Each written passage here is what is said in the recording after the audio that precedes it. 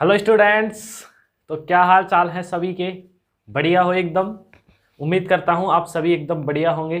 तो मैं हितेश शर्मा स्वागत करता हूँ आपके अपने ब्यूटीफुल से चैनल LHS फिजिक्स पॉइंट में।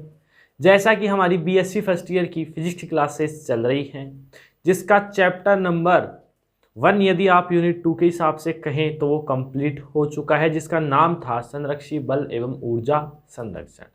अब यूनिट नंबर सेकंड का चैप्टर नंबर सेकंड चल रहा है। बहुत ही बढ़िया चैप्टर है जिसका नाम है सेंटर ऑफ मास। आप पहले भी पढ़ के आए हैं, 11th में भी आपने पढ़ा होगा सेंटर ऑफ मास।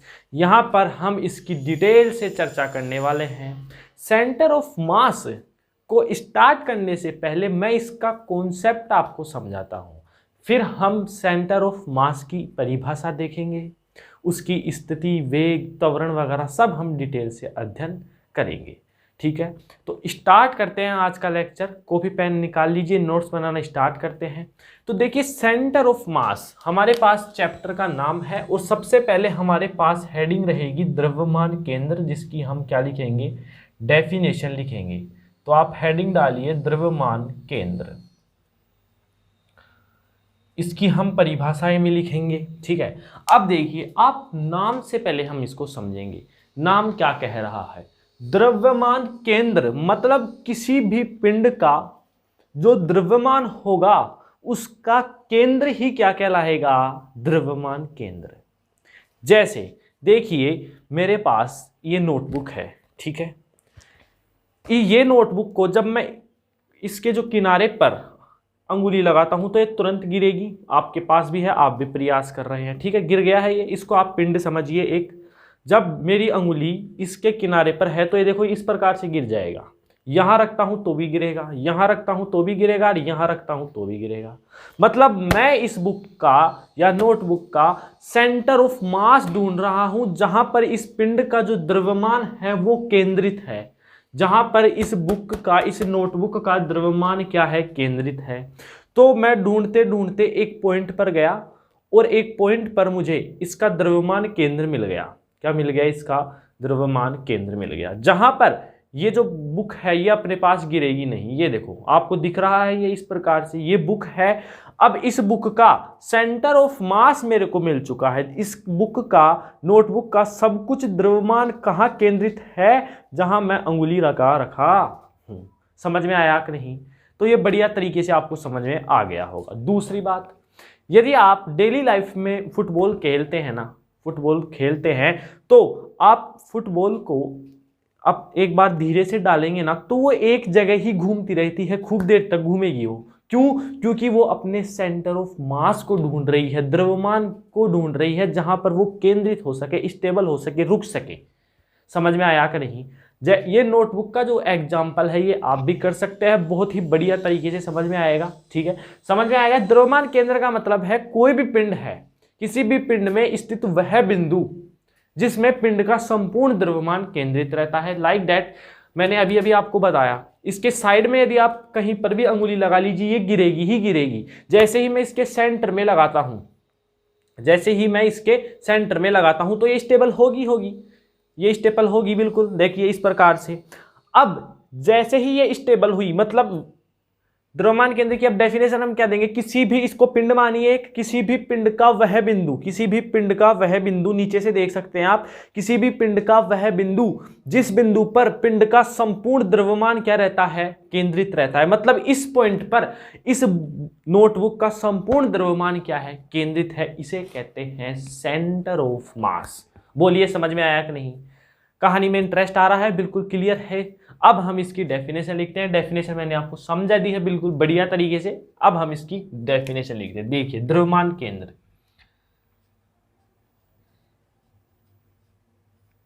किसी पिंड में स्थित वह बिंदु, किसी पिंड या वस्तु ले लीजिए, किसी पिंड या वस्तु में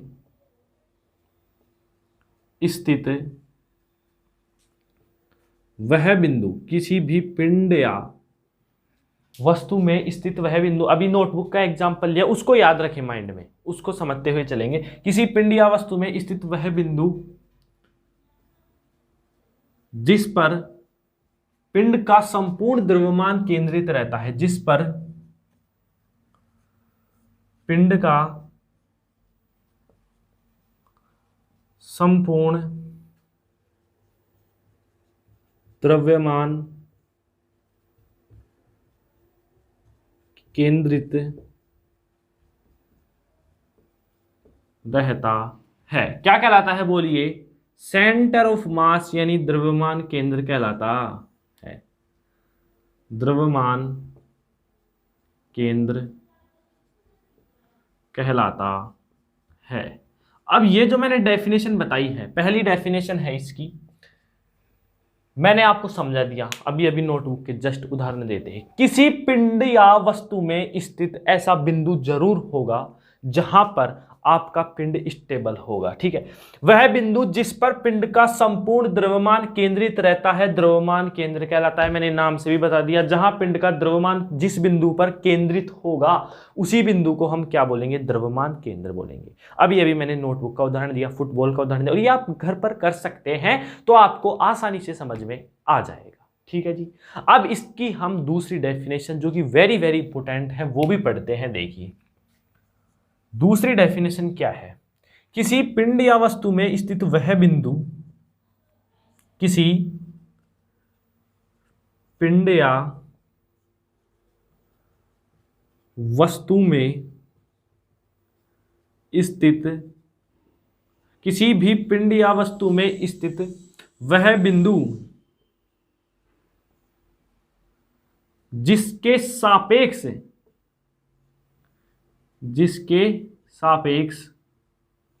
द्रव्यमान आघूर्णों का योग शून्य होता है। जिसके सापेक्ष किसी भी पिंड या वस्तु में स्थित वह बिंदु जिसके सापेक्ष द्रव्यमान आघूर्णों का योग शून्य होता है। द्रव्यमान आघूर्णों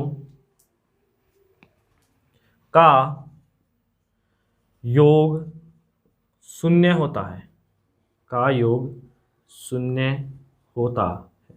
अब ये डेफिनेशन आपको मैं बोलूं कि याद कर लीजिए तो आप याद तो कर लेंगे, लेकिन आपको इस शब्द के बारे में पता है क्या? द्रव्यमान आघूर्ण क्या होता है पता है क्या? नहीं पता है। तो द्रव्यमान आघूर्ण जब हम समझेंगे तो ये डेफिनेशन समझ में आएगी। क्लियर है बात? तो हम पहले द्रव्यमान आघूर्ण पर चलते हैं डायरेक्टली। देखिए यहां पर आप हेडिंग लगा सकते हैं द्रव्यमान आघूर्ण। एक शब्द को हम समझते हुए चल रहे हैं ताकि आपको एक भी चीज रटनी ना पड़े, ठीक है जी। तो द्रव्यमान आघूर्ण की डेफिनेशन क्या है? कोई भी हमारे पास कण है, कोई भी कण है, पार्टिकल है, पिंड है, वस्तु है, उसका द्रव्यमान यानी m और सेंटर ऑफ मास के सापेक्ष जो स्थिति सदिश होगा यानी r, उसके गुणनफल को ही द्रव्यमान आघूर्ण बोलते हैं। अभी डायग्राम से भी मैं बताऊंगा आपको, तब और बेटर तरीके से समझ में आएगा। देखिए द्रव्यमान केंद्र, द्रव्यमान आघूर्ण क्या है? किसी भी कण का द्रव्यमान, किसी भी कण का द्रव्यमान, ठीक है, तथा द्रव्यमान केंद्र के सापेक्ष, तथा द्रव्यमान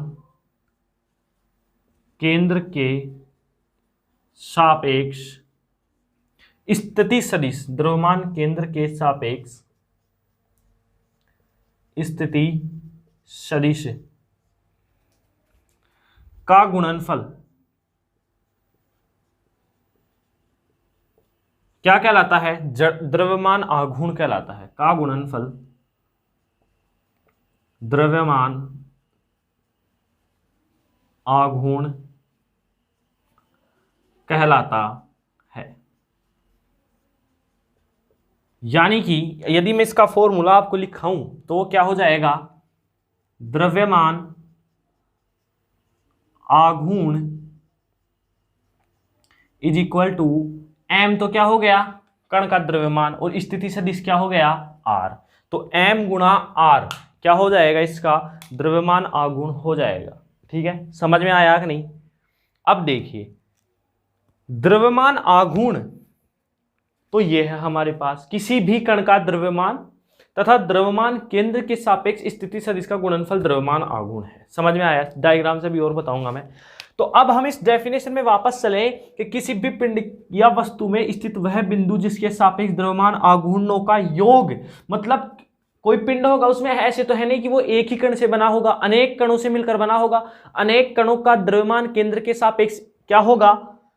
द्रव्यमान आघूर्ण होगा। तो उन सभी का योग शून्य होता है। योग के लिए हम क्या करते हैं, जब ज्यादा संख्या होती है तो समीशन लगाते हैं, अर्थात summation MI/RI, summation I is equal to 1 से n इज इक्वल टू 0।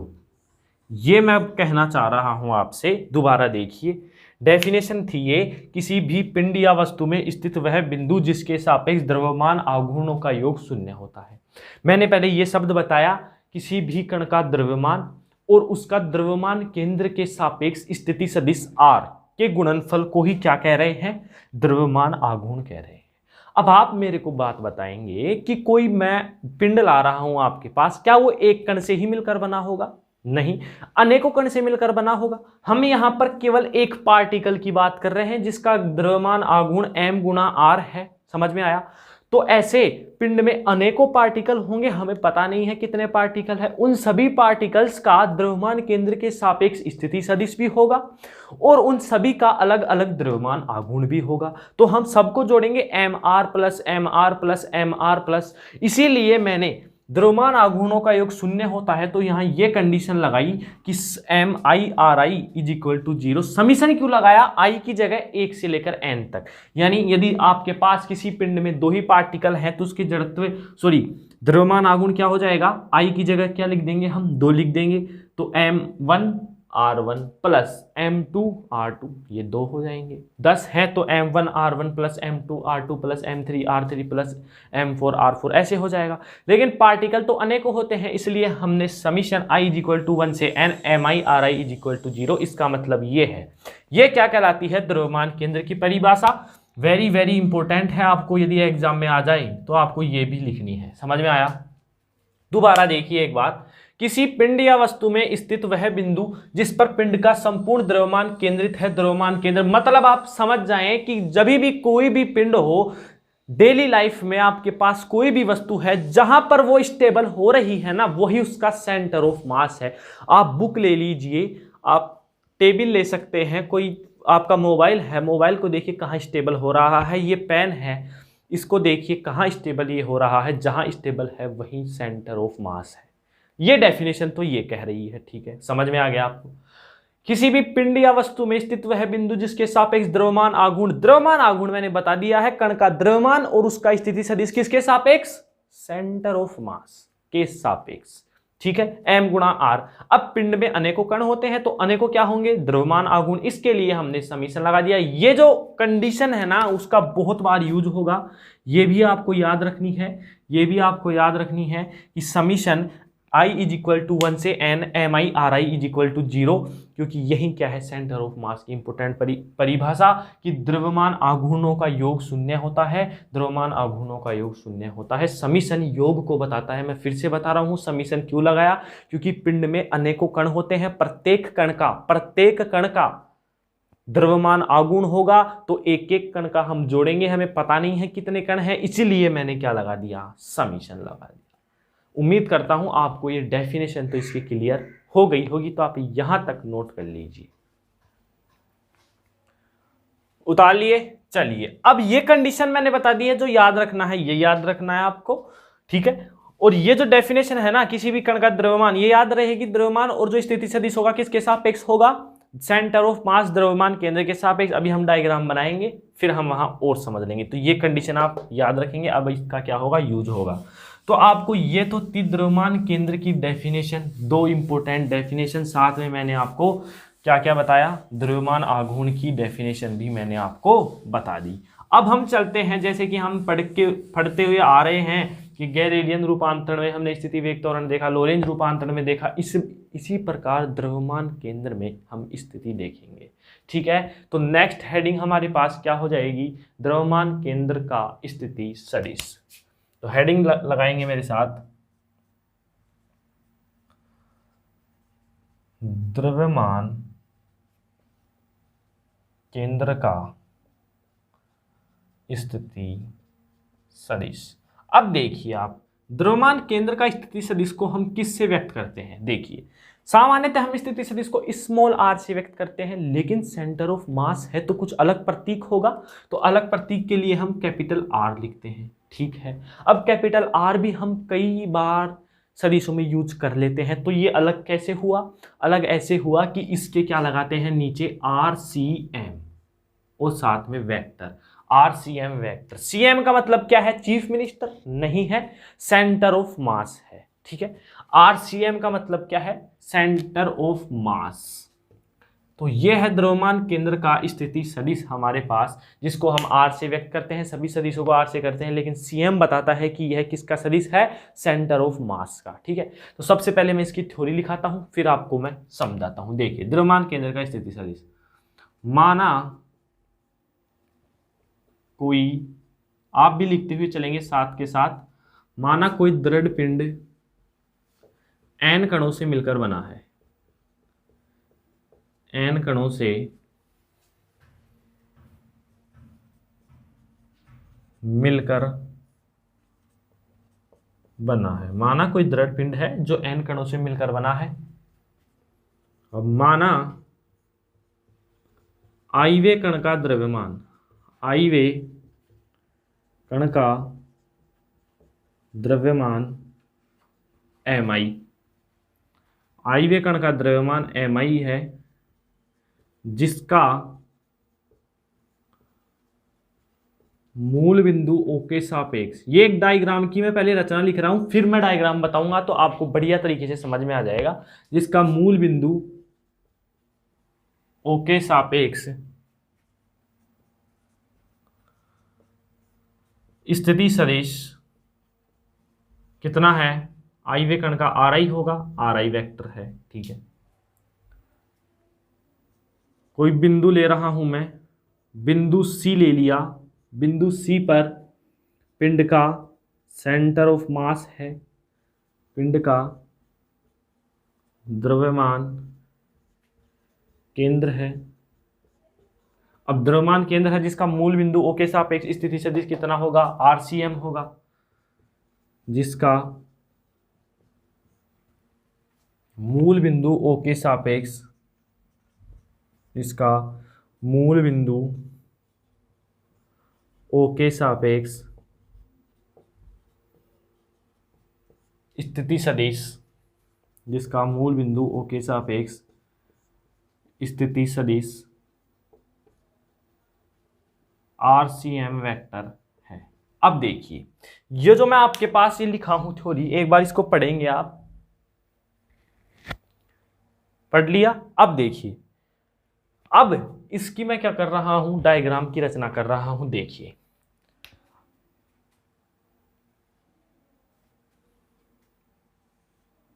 इस प्रकार से मेरे पास कुछ है आपके लिए, कोई दृढ़ पिंड। अब दृढ़ पिंड भी मैं आपको समझा देता हूं क्या होते हैं। दृढ़ पिंड क्या होते हैं? कोई भी पिंड होगा, मैंने जस्ट अभी अभी बताया कि वो कई कणों से मिलकर बना होता है। हमें नहीं पता कि वो 10 कणों से मिलकर बना है, 15, 20, 100, 1000, लाख, अरब, कितने से मिलकर बना है, हमें नहीं पता। इसलिए हमने मान लिया कि वो n कणों से बना है, n कोई संख्या है। समझ में आया? दृढ़ पिंड क्या है? देखिए, मेरे पास कोई ये पिंड है, ये दृढ़ पिंड है। अब आपको कैसे पता चला ये दृढ़ पिंड है? इसमें कुछ कण है इस प्रकार से। ठीक है, अब मैं कोई भी 2 कण ले रहा हूं, यादृच्छिक रैंडमली मैं 2 कण ले लिया। कौन कौन से? एक तो ये वाला और एक ये वाला। ठीक है जी, अब मैं इस पर बल लगा रहा हूं। क्या लगा रहा हूं? बल लगा रहा हूं। बल लगाऊंगा तो ये आगे तो बढ़ेगा, लेकिन ये दृढ़ पिंड तभी ही कहलाएगा जब इन दोनों के मध्य की जो दूरी है, मान लीजिए r है, वो कितना ही बल लगाएं आप, आर ही रहेगी। मतलब दोनों में विस्थापन नहीं होगा, नगण्य होगा, दोनों अपनी जगह से नहीं हिलेंगे। उसे कहते हैं दृढ़ पिंड, उसे कहते हैं दृढ़ पिंड। समझ में आ गया? आगे इसका चैप्टर भी है, इसीलिए मैंने आपको बता दिया डेफिनेशन तो, कि ये दृढ़ पिंड कब कहलाएगा? जब मैं इस पर फोर्स लगा रहा हूं, लेकिन इन दोनों कणों के मध्य जो दूरी है उसमें कोई परिवर्तन नहीं होगा, विस्थापन क्या होगा? बिल्कुल नगण्य होगा। तब ये पिंड कैसा कहलाएगा? दृढ़ पिंड। समझ में आ गया? चलिए, तो दृढ़ पिंड आपको समझ में आ गया। अब देखिए, माना कोई दृढ़ पिंड n कणों से मिलकर, अब मैंने ये बात आप दिमाग में डाल ही लेंगे कि हमें पता नहीं है कि पिंड कितने कणों से मिलकर बना है, इसलिए हमने n मान लिया। ठीक है, n कणों से मिलकर बना है। माना आईवा कण, अब आईवा कण क्या है, n कणों से मिलकर बना है, तो मुझे एक कण तो उसमें से लेना ही पड़ेगा। अब मेरे को पता नहीं है कि वो जो एक कण मैं लिया हूं वो 100वें नंबर का है, 200वें नंबर का है, 15वें नंबर का है, 21वें नंबर का है, कितने नंबर का है, मेरे को पता नहीं है। देखिए, आपके पास कोई बॉल है, उसमें अनेकों क्या है, मैंने पार्टिकल डाल दिए, अब आप उसको गिन नहीं सकते हैं। आपने कहा कि मान लीजिए इसमें n कण है, फिर मैंने आपको बोला कि आप इसमें से उठाइए एक कण। अब आप एक कण उठा भी लिया, आपको पता थोड़ी ना है कि एग्जैक्ट उसकी संख्या कितनी है। अब वो 15वां भी हो सकता है, 21वां, 50वां, 100वां, 200वां, 1000वां, कितना भी हो सकता है, इसलिए हमने उसको रैंडमली आईवा नाम दे दिया। ठीक है, चलिए आगे। माना कोई दृढ़ पिंड है, n कणों से मिलकर बना है, माना आईवे कण का द्रव्यमान mi है और उसका जो कण लिया है मैंने उसका द्रव्यमान भी होगा। तो जब कण ही आईवा है तो उसका द्रव्यमान भी कितना मान लेते हैं, mi मान लेते हैं, जिसका द्रव्यमान mi है, जिसका मूल बिंदु, अब ये जो दृढ़ पिंड था उसका मैंने एक कण ऐसे ले लिया, यहां पर मान लीजिए इसको बिंदु में p दे देता हूं और इसका जो द्रव्यमान है वो mi है, जिसका मूल बिंदु O के सापेक्ष स्थिति सदिश कितना है, ri है, जिसका मूल बिंदु O के सापेक्ष स्थिति सदिश कितना है, ri है, कितना है बोलिए, ri है, ri वेक्टर। समझ में आ गया, यहां तक आपको समझ में। बिंदु C पर पिंड का द्रव्यमान केंद्र है, यहां पर कोई बिंदु P है, वो C है, ये जो बिंदु है ये इस दृढ़ पिंड का सेंटर ऑफ मास है। क्या है, सेंटर ऑफ मास, जिसका मूल बिंदु O के सापेक्ष आपको स्थिति सदिश पता ही है कितना होता है इसका, RCM वेक्टर। ठीक है, अब हम इसमें एक लाइन और लिखेंगे कि सेंटर ऑफ मास यानी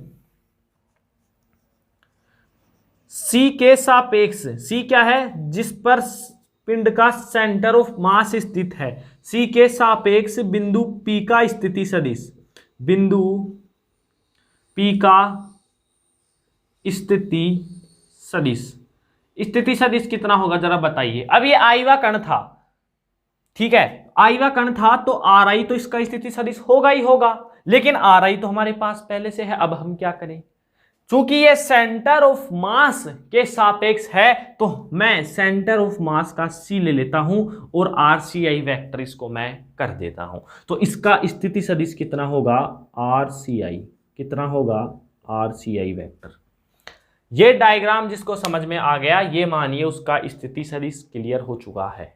दोबारा देख लीजिए, माना कोई दृढ़ पिंड है, n कणों से मिलकर बना है, मैं एक बार और बताता हूं, ये मार्कर है, इसको आप दृढ़ पिंड समझेंगे। ये कई पार्टिकल से मिलकर बना है, कई से अनेकों से मिलकर बना, मेरे को पता है क्या, आप देख लीजिए, आप बता सकते हैं क्या, नहीं बता सकते, ठीक है।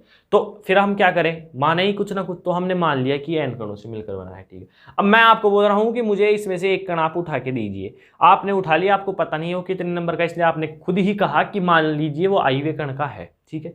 अब मैंने पूछा उसका मास कितना है, तो आपने बता दिया mi है। फिर जिसका मूल बिंदु के सापेक्ष मैंने स्थिति सदिश पूछा तो ri। फिर ये जो बिंदु C था, इस पर इस मार्कर का सेंटर ऑफ मास स्थित है, इस मार्कर का सेंटर ऑफ मास कहाँ स्थित है, बिंदु C पर, जिसका मूल बिंदुओं के सापेक्ष RCM होता है, मैं पहले बता चुका हूं। अब मेरे पास आया है कि बिंदु C के सापेक्ष P का स्थिति सदिश कितना होगा, आईवा कण है तो RI तो होना ही है, लेकिन RI पहले से है इसलिए हमने C और लगा दिया इसको अलग दिखाने के लिए। अब हम क्या करेंगे, इसमें मेरे को चाहिए RCM का मान। अब RCM कैसे निकालेंगे, तो पहले आप यहां तक नोट कर लीजिए, आपको समझ में आ गया होगा बिल्कुल बढ़िया तरीके से, तो फटाफट से आप नोट करेंगे। उतार लिया, चलिए अब मैं थ्योरी तो अब मिटा देता हूं, डायग्राम ऐसे कैसे बना रहेगा, बिल्कुल एक एक चीजें मैं आपको बिल्कुल खोल खोल के समझा रहा हूं बिल्कुल बढ़िया तरीके से। अब देखिए, आपने 11th क्लास में त्रिभुज के सदिश योग का नियम पढ़ा होगा, त्रिभुज के सदिश योग का नियम, त्रिभुज के सदिश योग का नियम। त्रिभुज के सदिशों का नियम नहीं पता है तो मैं फिर से बता देता हूं, त्रिभुज का सदिश योग का नियम कहता है किन्हीं भी दो क्रमागत भुजाओं, क्रमागत का मतलब है एक के आगे एक, एक के आगे एक, तो किन्हीं भी दो क्रमागत भुजाओं, इस भुजा के जस्ट आगे ये है, इस भुजा के जस्ट आगे ये है, इस प्रकार से, तो ये क्या हो गई क्रमागत। तो किन्हीं भी दो क्रमागत भुजाएं कौन कौन सी है, एक तो ये वाली और एक ये वाली, किन्हीं भी दो क्रमागत भुजाओं का योग तीसरी भुजा के क्या होता है, इक्वल होता है। तो इसमें दो क्रमागत भुजाएं कौन कौन सी है, किसके इक्वल हो जाएगा, ये OP vector is equal to, OP vector is equal to OC vector plus का सीपी वेक्टर। बताइए कोई दिक्कत है। त्रिभुज का सदिश योग का नियम लगाया है किन्हीं भी दो क्रमागत भुजाओं का योग, किन्हीं भी दो क्रमागत भुजाओं का योग तीसरी भुजा के बराबर होता है, ये त्रिभुज का सदिश योग का नियम है। ओपी, ओपी का मान कितना है हमारे पास, आर आई है, कितना है, आर आई वेक्टर, ठीक है। ओसी का मान कितना है हमारे पास, आर सी एम है, ठीक है। सीपी का मान कितना है, आर सी आई है, ठीक है। अब मैं यहां पर एक टर्म करने जा रहा हूं कि दोनों तरफ समीशन एम आई लगाने पर, समीशन एम आई लगाने पर लगा दीजिए, तो summation M I R I इधर तो लग गया, चलिए अब इसके लगाइए, summation M I R C M vector, ठीक है, इसके भी लग गया, इसके भी लगा दीजिए, summation M I R C I vector. अब जिन्होंने भी लास्ट के जस्ट मैंने अभी अभी बताया है कि द्रव्यमान आघूर्ण समझ में आ गया, तो वो तुरंत बता देंगे कि ये शून्य हो गया है हमारे पास। कैसे, द्रव्यमान आघूर्ण क्या था, क्या था द्रव्यमान आघूर्ण, किसी भी पार्टिकल का मास कितना है इसका, एम आई, और सेंटर ऑफ मास के प्रति स्थिति सदिश, सेंटर ऑफ मास के सापेक्ष स्थिति सदिश कितना है, आर सी आई, और यदि उसके समीशन और लगा हो तो उसका मान कितना हो जाएगा, 0 हो जाएगा। तो इसका मान कितना है, 0। अब इसमें विशेष कंडीशन क्या है ये समझ में आया कि नहीं। मैं जो समझाना चाह रहा हूं कि हर किसी पार्टिकल का द्रव्यमान आघूर्ण नहीं होता है, उसी पार्टिकल का होता है जिसका स्थिति सदिश सेंटर ऑफ मास के सापेक्ष हो। इसका स्थिति सदिश सेंटर ऑफ मास के सापेक्ष था, इसलिए ये क्या कहलाया, द्रव्यमान आघूर्ण कहलाया। इसलिए इसका मान कितना हो गया, 0 हो गया। चलिए मान रख दीजिए। अब यहां पर क्या बच जाता है हमारे पास, summation M I R I is equal to summation M I R C M vector. अब आर सी एम को मैं ऐसे कैसे लिख रहा हूं, ठीक है, और इसको इधर भेज देता हूं, तो ये क्या हो जाएगा, summation M I R I vector is equal to summation M I, summation M I. ये किसका मान आ चुका है हमारे पास, आर सी एम की वैल्यू यहां पर प्राप्त हो चुकी है। क्या आई है, summation M I R I vector is upon का समीशन एम आई। ठीक है जी, समझ में आया कि नहीं। यहां आई क्या है, यहां आई इज इक्वल टू 1 से लेकर n तक है, 1 से लेकर n तक है। समझ में आया कि नहीं सभी को। दोबारा देख लीजिए, लैंग्वेज मैंने समझा दी थी जिसका डायग्राम आपके सामने है। त्रिभुज का सदिश योग का नियम लगाया। आप समझने वाली बात ये है, द्रव्यमान आघूर्ण कैसे निकलता है। देखिए द्रव्यमान तो होगा, लेकिन स्थिति सदिश किसके सापेक्ष होना चाहिए, सेंटर ऑफ मास के सापेक्ष। तो इस पार्टिकल का स्थिति सदिश सेंटर ऑफ मास के सापेक्ष है, तो ये क्या कहलाएगा, द्रव्यमान आघूर्ण। और द्रव्यमान आघूर्ण ये 0 होता है सेंटर ऑफ मास की परिभाषा से।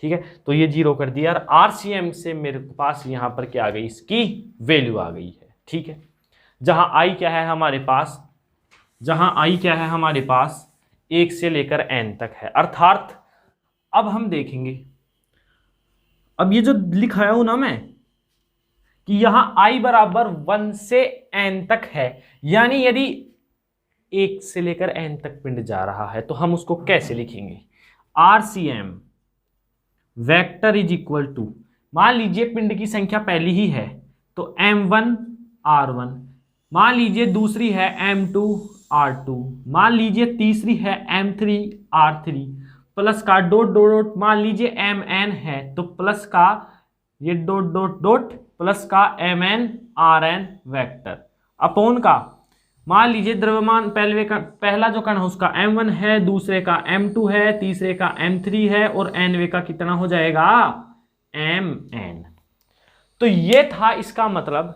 यहां पर हमारे को RCM बिल्कुल आसानी से समझ में आ गया है, कुछ भी नहीं किया है। जो डायग्राम था, लैंग्वेज समझ में आई तो डायग्राम समझ में आया, डायग्राम समझ में आया तो त्रिभुज का सदिश योग का नियम मैंने बता दिया। ये समझना इंपॉर्टेंट है कि द्रव्यमान आघूर्ण एक्चुअल में है क्या। जिसको द्रव्यमान आघूर्ण समझ में आ गया, RCM समझ में आ गया, क्योंकि द्रव्यमान आघूर्ण में समझने वाला क्या है कि स्थिति सदिश वही होना चाहिए किसके सापेक्ष, सेंटर ऑफ मास के सापेक्ष।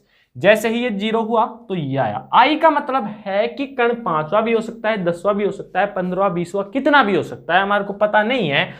तो इस प्रकार से हम उसको क्या करेंगे, व्यक्त करेंगे। RCM से रिलेटेड एक एग्जांपल भी लेते हैं, पहले आप यहां तक नोट कर लीजिए।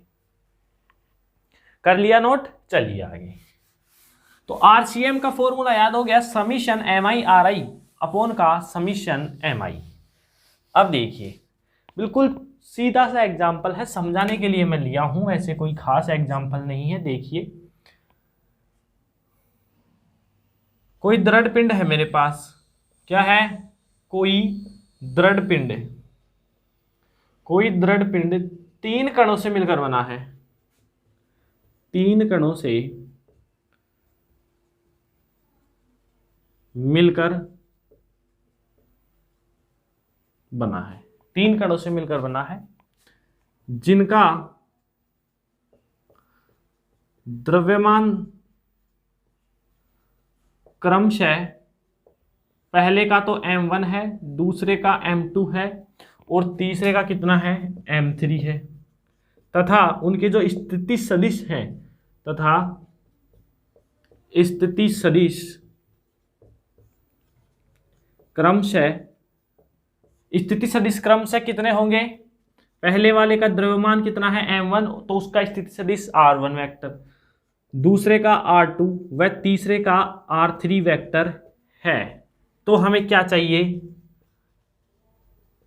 स्थिति सदिश चाहिए किसका, स्थिति चाहिए किसकी, सेंटर ऑफ मास की। तो अभी हम फाइंड कर लेते हैं, हमारे पास फॉर्मूला है, सॉल्यूशन लगाएंगे। RCM vector is equal to summation MI/RI, जहां शर्त क्या थी, I कहां से कहां तक था, 1 से लेकर n तक था, अपॉन का क्या था, समीशन MI। देखिए अब यहां पर I की वैल्यू कितनी है, 3 है, यानी I की वैल्यू वैसे कितनी है, 1 भी है, 2 भी है, 3 भी है, 3 तक है, तो समीशन तो हट जाएगा। पहले कण की बात करूं तो m1 r1 वेक्टर, दूसरे की बात करूं m2 r2 वेक्टर, तीसरे की बात करूं m3 r3 वेक्टर, और उनके मास कितने हो जाएंगे, 3 है, तो m1 प्लस का m2 प्लस का m3। ये क्या हो गया, इसका RCM हो गया। ये क्या हो गया, इसका RCM। ये इसलिए बताया है कि एग्जाम में न्यूमेरिकल आ जाता है कि जैसे m1 की वैल्यू आपको दे दी, m2 की दे दी, m3 की दे दी, r1 r2 r3 की दे दी, तब आपसे पूछता है कि find the centre of mass की पोजीशन, जो वेक्टर है वो हमें ज्ञात करना है, स्थिति सदिश हमें उसका ज्ञात करना है, RCM, जो हम कैसे ज्ञात करते हैं, इस प्रकार से ज्ञात करते हैं। Summation I is equal to 1 से लेकर n का मतलब मैं आपको समझाना चाह रहा था। यहां पर देखिए I की वैल्यू 1, 2, 3 है, इसलिए हमने इसको 3 बार खोल दिया है। अब जब हम इसको शुरुआत में कर रहे थे तो हमें पता ही नहीं था कि कितने कण हैं, तब हमने वहां पर n कण माना था और वहां पर फॉर्मूला सभी का योग करेंगे। अब देखिए 3 है, तब इसका योग कर दिया। अब आपको मैं बोलूं 1000 का योग करेंगे, तब आप समीशन लगाएंगे, समीशन I बराबर 1 से n की जगह वहां क्या आ जाएगा, 1000 आ जाएगा। आपको बोले 5000 का करना है तो आप क्या कर देंगे, summation I is equal to 1 से लेकर 5000 तक। समझ में आया कि नहीं। तो ये तो था हमारे पास द्रव्यमान केंद्र की परिभाषा और द्रव्यमान केंद्र का स्थिति सदिश। उम्मीद करता हूं आपको आज का लेक्चर समझ में आ गया होगा। हमने आज द्रव्यमान केंद्र की वेरी वेरी इंपॉर्टेंट डेफिनेशन देखी। हर बार एग्जाम में पूछी जाती है कि द्रव्यमान केंद्र किसे कहते हैं, तो आपको सेकंड वाली जो डेफिनेशन थी वो लिख के आनी है, ठीक है। और साथ में द्रव्यमान आघूर्ण भी समझना है और उसकी परिभाषा भी देनी है। दूसरा हमने देखा द्रव्यमान केंद्र का स्थिति सदिश RCM को भी समझना था उसको भी हमने समझा बढ़िया तरीके से, और आपको आसान तरीके से एक एग्जाम्पल के थ्रू मैंने आपको समझा दी है। तो उम्मीद करता हूं आज का लेक्चर आपको समझ में आ गया होगा। कल के लेक्चर में हम देखेंगे कि द्रव्यमान केंद्र का वेग देखेंगे, त्वरण देखेंगे, ठीक है, और कुछ इसकी प्रॉपर्टीज देखेंगे। यहां पर मैं क्यों फिनिश कर रहा हूं, ताकि आपको आरसीएम बढ़िया तरीके से आ गया, ये वाला फॉर्मूला आपको बढ़िया समझ में आ गया, तो हम वीसीएम और एसीएम आसानी से निकाल सकते हैं, यानी सेंटर ऑफ मास का त्वरण और वेग भी हम कल देखेंगे। तो आप रिवीजन करेंगे, इसका प्रैक्टिस करेंगे, फिर भी कोई प्रॉब्लम आती है तो कमेंट बॉक्स में कमेंट कर सकते हैं। तो मिलते हैं एक नए लेक्चर नए जोश के साथ, तब तक के लिए आप पढ़ाई करते रहेंगे। All the very very best.